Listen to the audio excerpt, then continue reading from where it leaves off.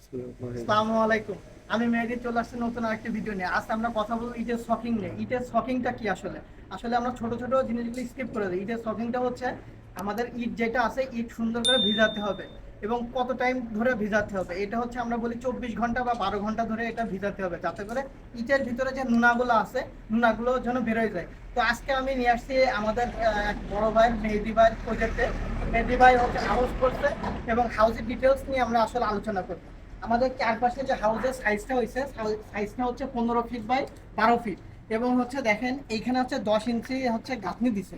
এই যে 10 ইঞ্চি গাঁথনি দিচ্ছে, 10 ইঞ্চি গাঁথনি দেওয়ার মূল কারণ হচ্ছে এইখানে যখন আমি লোডটা দিব যাতে করে ওয়ালটা ফেটে বা ভেঙে না আসতে পারে। এবং এই যে 10 ইঞ্চি গাঁথনি হয়েছে, এই গাঁথনিটা হচ্ছে টুকরি যেটা রাখে, ওরা মাথায় ইট যখন উঠাবে তখন হচ্ছে এই টুকরি রাখার জন্য 10 ইঞ্চি উপরে টুকরি রাখে। তো আমরা একটু ভিতরে একটু দেখি।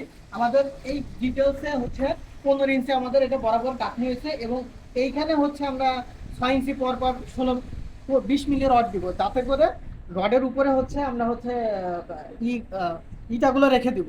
এবং দেখেন পানি পাস করার জন্য পাইপ দেওয়া আছে এবং বাইরের পাইপ পাস করার জন্য আবার ওইখানে পাইপ দেওয়া হয়েছে।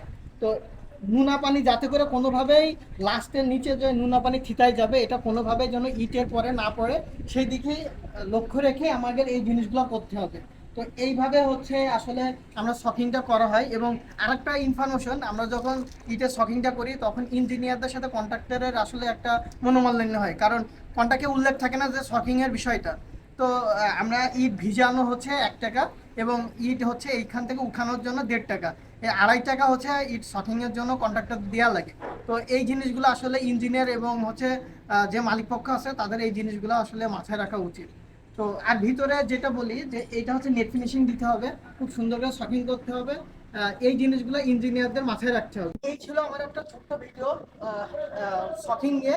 তো ভালো থাকবেন, শেয়ার করবেন, লাইক করবেন, সাবস্ক্রাইব করবেন। আসসালামু আলাইকুম।